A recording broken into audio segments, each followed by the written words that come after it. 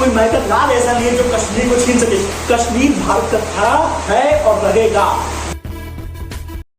जय हिंद। देखिए अचानक से कश्मीर में 200 आर्मी कंपनीज को भेज दिया गया। उससे ये खबर निकल के आ रही है कि कश्मीर को अलग कर दिया जाएगा और जम्मू को अलग कर दिया जाएगा। आइए समझते हैं इस वीडियो में इस बात में कितनी सच्चाई है। और पहले समझते हैं 200 कंपनीज क्या होती है। तो 200 सबसे पहले 200 कंपनी यानी ये 200 कंपनी, एक कंपनी में 100 जवान होते हैं। तो 200 कंपनीज में यानी 20,000 इंटू कर दिए 20,000 जवान हो गए। ठीक है, बिल्कुल सेम चीज 2019 में भी हुआ था ऐसा ही।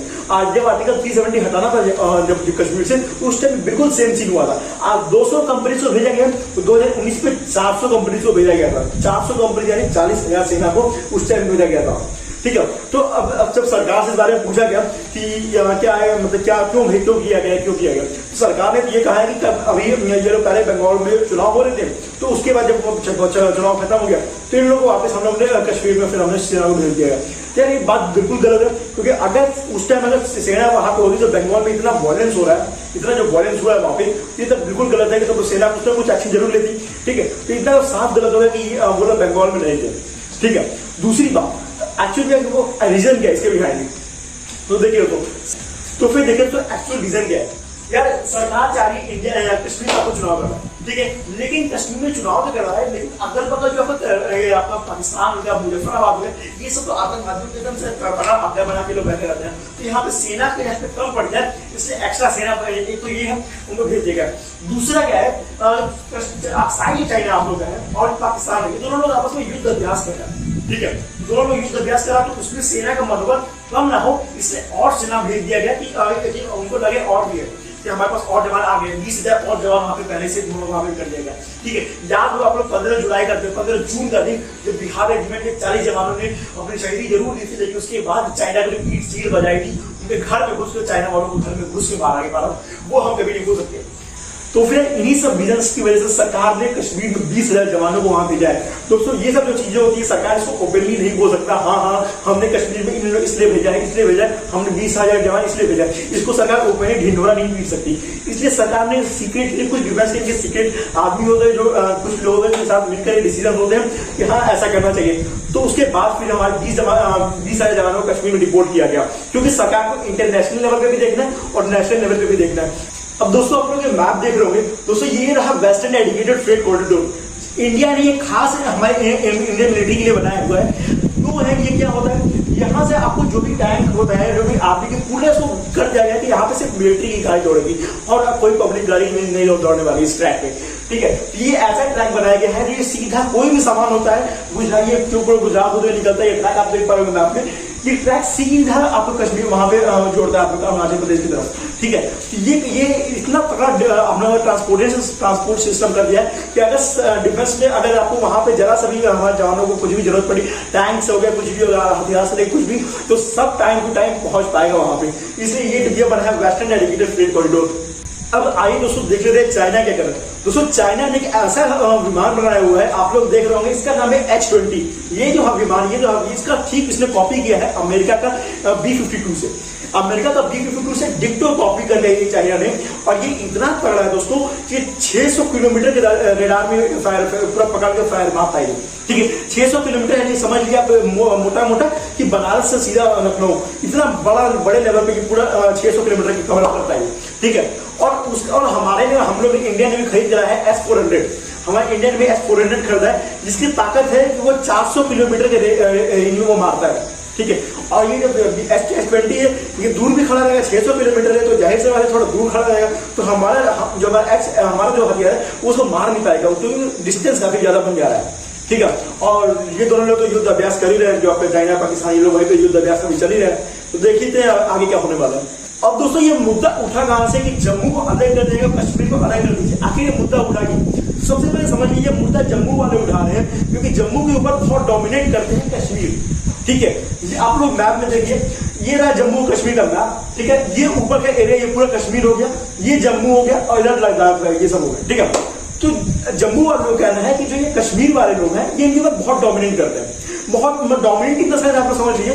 मान लीजिए कोई बनारस का आदमी है, ठीक है, तो वो कोई बनारस का ही आदमी, यूपी का ही आदमी है बनारस का, और कोई और भी यूपी का एक और आदमी है, ठीक है, वो उतना मतलब वो भी यूपी का मतलब उतना देहात में इस टाइप का उतना डेवलप्ड नहीं है उसका जगह का, ठीक है। तो हम बनारस वाले लोग कहेंगे ठीक है, हाँ अब तो बनारस है, ये है वो है, डोमिनेट मतलब हम बनारस के ऐसे डोमिनेट करेगा वो, ठीक है, और उसके ऊपर प्रेशर बनाएगा कि तुम तो छोटा है, तुम तो छोटा, इस तरह प्रेशर बनाएगा, ठीक है। तो ऐसा सेम कश्मीर और आपका जम्मू में हो रहा है। कश्मीर वाले लोग जम्मू के ऊपर प्रेशर बनाते हैं कि तुम तो छोटा है, तुम तो ये है वो है, ठीक है, तुम लोग इस तरह उन लोगों को उल्टा सीधा लोग करते हैं, ठीक है। और एक बात और, सबसे पहले तो जो आपका कश्मीर है, यहाँ पूरे जहाँ मोस्ट ऑफ 90% पूरा मुस्लिम्स का वहाँ पे लोग रहते हैं, वहाँ पे एग्जिस्ट करते हैं, ठीक है। तो जम्मू है, यहाँ पे आपका हिंदू भी रहते हैं, ठीक है, और आपका मुस्लिम भी रहते हैं, सिख भी रहते हैं, सब लोग मिलजुल करके यहाँ पे रहते हैं, इसी केस में सब लोग रहते हैं, ठीक है। तो उसके बाद और जो जॉब अपॉर्चुनिटी है वो ज्यादा कश्मीर में चली जाती है, वो ज्यादा कश्मीर में चली जाती है और जम्मू में कम आती है, ठीक है। तो ये भी कभी वो हो जा रहा है कि यार हम इस समय हमको अलग राज्य दे दो, जो हम लोग अलग से अपने आप को बना कर रखें। यही मुद्दा हो रहा था कि जम्मू को अलग कर जाए तो कश्मीर को अलग कर ले जाए। यार ये बात सही भी है, काफी इंडिया लेवल पर भी अगर देखा जाए तो काफी जगह ऐसा ही होता है। उत्तर इन सब जगहों पे भारत ध्यान देता है, लेकिन पश्चिम साइड को भारत छोड़ देता है। तो ऐसे कई ऐसे एरिया है जहां पे भारत को भी ध्यान देना चाहिए, और जहां जॉब अपॉर्चुनिटी है तो सरकार को इस चीज के बारे में देखना चाहिए कि सारी चीज को एक इक्वालिटी लेकर चले, कि किसी एक राज्य को छोड़े नहीं, क्योंकि पाकिस्तान इन्हीं सब छोटी छोटी चीजों को पाकिस्तान फायदा उठाना चाहता है। पाकिस्तान कहता है कि हमको कश्मीर दो, पाकिस्तान कहता है हमको कश्मीर दो, भारत कहता है हमको भारत इंटरनेशनल लेवल पे हमको जम्मू कश्मीर दोनों चाहिए, ठीक है। ये इंटरनेशनल लीडर यहीं पे कंफ्यूज होता है, ठीक है। दूसरा, कश्मीर वालों को हमको भी खुश रखे रहे, ऐसा हम लोग प्रिटेंड करना है कश्मीर भी खुश रहे, और जम्मू वाले जो लोग निराश हो रहे हैं जिनको वो नहीं मिल रहा है, तो उनको भी भारत को खुश करके रखना होगा, ठीक है। तो भारत के पास सरकार को दोनों चीज को बढ़िया से कंसीडर करके देखना होगा कि दोनों जो स्टेट है इसको आपस में जोड़ कर रखा जाए। तो यार एक टाइम था जब आर्टिकल 370 जब नहीं हटा था, उस टाइम कश्मीर वालों में कोई भी आदमी भारतीय सेना को पत्थर फेंक देता था, मारता था उन लोगों को। कितना गंदा लगता है मुझे ये शब्द बोलते हुए, लेकिन उस टाइम आज से 2018-19 से पहले ये चीज होता था। लेकिन जैसे ही आर्टिकल 370 हट गया वहां से, उसके बाद आज कोई किसी की मजाल है जो भारतीय सेना को टच कर सके या कुछ बोल क्या सके उनको, आज भारतीय सेना को वही इज्जत मिलती है, वही रेस्पेक्ट मिलती है जो और अदर राज्य उनको देते हैं, वही रेस्पेक्ट कश्मीर के लोग, कश्मीर वाले, पूरा कश्मीर देते हैं भारतीय सेना को। तो यार वक्त बदलते देर नहीं लगता, आज ये वही मोदी है जो तुम लोग के घर में घुस करके सर्जिकल स्ट्राइक किया था, ये वही मोदी है, भूल नहीं सकता इन्हें कोई। और भारत वहां से रिक्वेस्ट करूंगा कि ऐसे मोदी और भी पैदा हों, जिससे कि कोई उनका बाल विवाह ना कर सके भारत का। तो यार ये सब तो हो गया सरकार का, तो अब एक भारत के जिम्मेदार नागरिक होने के नाते हम लोग को क्या फर्ज बनता है, हम लोग क्या करना चाहिए। तो यार हम लोग जो कश्मीर के लोग हैं उनको ऐसा करना है, क्योंकि पाकिस्तान तो चाह रहा है कि पाकिस्तान कश्मीर को नहीं छीन पाया, पाकिस्तान आज भारत से कश्मीर को नहीं छीन पाया, लेकिन वहां के लोगों को वो छीन ले रहा है। उनको भड़काने वाला वो बोल देता है कि तुम्हारे भारत के कुछ लोग ऐसा बोलते तुम्हारे को ऐसा ट्रीट कर। यार हम लोग को अब ऐसा करना चाहिए, हम लोगों को कश्मीर के लोगों को अपनी तरफ खींचना है, उनको इज्जत से देंगे, सब कुछ उनको रेस्पेक्ट दे। और दूसरा, सरकार को भी थोड़ा इस टाइप को देखना चाहिए, और बाकी जो हमारे स्पोर्ट्स कम्युनिटी हो गए, एजुकेशन में हो गए, सब कुछ चीज को देखना चाहिए कि वहाँ पे सब फैसिलिटी सब प्रोवाइड की जाए। और दूसरा कि जो वहाँ पे कॉम्पिटिशन होते हैं, चाहे स्पोर्ट्स हो गए, कोई भी कॉमनवेल्थ गेम्स, कोई भी जितने सारे गेम्स है, कश्मीर वालों को भी जैसे और राज्य में मिलता है, तो वैसे कश्मीर राज्य को भी वैसे ही अब आगे प्रमोट किया जाए गेम से लेकर के हर चीज में, तो जिससे कि हम वहाँ के लोग अगर अट्रैक्ट हो गए ना, तो पाकिस्तान बाल वाका नहीं कर सकता कश्मीर का, और उसके बाद उसके बोलने की हिम्मत भी नहीं रहेगा। और भारत इतने तरह वहाँ पे बना दिया कश्मीर में। एक्चुअली जानते हैं कश्मीर में प्रॉब्लम क्या है, कश्मीर में प्रॉब्लम है ट्रांसपोर्टेशन का, ठीक है। कश्मीर में प्रॉब्लम ट्रांसपोर्टेशन, क्योंकि वहाँ पे ट्रांसपोर्ट होने पर इतना आंधी चलता है, तूफान चलता है, क्या बना, लेकिन उसके अभी ब्रिज बना है वहाँ पे, आप लोग देख रहे होंगे, ये ब्रिज बना के यहाँ डायरेक्ट कॉन्टैक्ट होता है, वहाँ पे ट्रांसपोर्टेशन, बिजनेस और बाकी क्या कहते हैं उसको, टूरिस्ट, सब जगह वहाँ पे थोड़ा सा डेवलप करके थोड़ा हो जाएगा वहाँ पे। तो प्रॉब्लम्स होती हैं, क्योंकि वहाँ पे जो आपका ट्रांसपोर्टेशन का प्रॉब्लम है, उसकी वजह से थोड़ा सा यहाँ पे प्रॉब्लम होती है वहाँ पे। अरे आप लोगों को पता है जो पाकिस्तान है ना, ये कहता है ना कि हम तुम लोग को परमाणु बम फेंक देंगे, तुम ऐसा कर रहा हूँ तुम्हारे को परमाणु बम दे दूं। अरे का गुड्डा गुड़िया का खेल है कि उठा करके ऐसे फेंक दे परमाणु बम, ये गुड्डा गुड़िया का खेल है।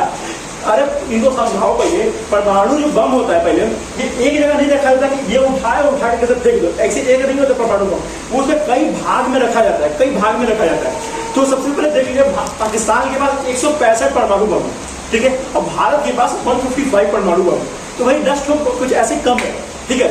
लेकिन पाकिस्तान के पास जो अभी इतने एक्टिव वहां पे खड़े करके रखे गए हैं वो 18 है, ठीक है, वो रेडी टू फाइट है, ठीक है। और भारत के पास 42 ऐसे हैं जो रेडी टू फाइट वहां पे बॉर्डर पे खड़े करके रखे गए, ठीक है। ये भारत का है कि इनको लगता है गुड्डा गुड़िया का खेल है कि ये बुलेट है, ये बॉल है, ऐसे ये क्या बॉल है, उठा के मारो परमाणु फट गया। ये चचा को ना उतना जानकारी ना है, हमारे सेना वाले लोग बोल देते हैं कि ऐसा ऐसा है, तो हम ये अगर प्रेस कॉन्फ्रेंस में हाँ ये बोल दिए। अरे कुछ जानकारी लेना हमारा पहले, तो ये तो है पूरा सिस्टम जो धीरे धीरे टाइम लगेगा, बुद्धि आएगी तब तक धीरे धीरे सही हो जाएगा। क्रिकेट का बॉल समझे है कि ये मारो परमाणु बम फट गया, अभी बुद्धि नहीं है, धीरे धीरे आएगा इनको, हम हैं समझा देंगे इनको बढ़िया से। और अभी कोई मैटर लाल ऐसा नहीं है जो कश्मीर को छीन सके, कश्मीर भारत का था, है और रहेगा। तो बस दोस्तों आज की वीडियो में इतना ही। अगर पसंद आया तो फैला दीजिएगा वीडियो में, और मैं ड्राइव लिंक भी शेयर कर दूंगा। अगर आप इस वीडियो को सर्कुलेट करना चाहते हैं तो डिस्क्रिप्शन में ड्राइव लिंक भी मैं दे दूंगा आप लोगों को। हर जगह फैला दीजिएगा इसको, भारत के हर कोने में, हर भारत के वासियों के पास ये वीडियो पहुंच जाना चाहिए। ये आपकी जिम्मेदारी है। और दूसरा क्या, भारत चाइना को संभालने के लिए हमारे सेना है, पाकिस्तान को संभालने के लिए तो हम ये है। बस इन सबको ज्यादा कुछ समझ में आने वाला नहीं है, क्या परमाणु बम है, क्या कितने होते हैं, कितने रखे होते हैं, कितने रेडियो एक्टिव है, इन सबको समझ में आएगा नहीं। चलिए अब ऐसे वीडियो में कंटिन्यू आगे भी और लाते रहेंगे, डिफेंस के रिलेटेड, एजुकेशन रिलेटेड, ऐसे कई वीडियो और आने वाले हैं। तो बस अगर आप नए हैं चैनल में तो सब्सक्राइब कर दीजिएगा। तो बस मिलते हैं आपसे अगले वीडियो में, तब तक के लिए जय हिंद, वंदे मातरम।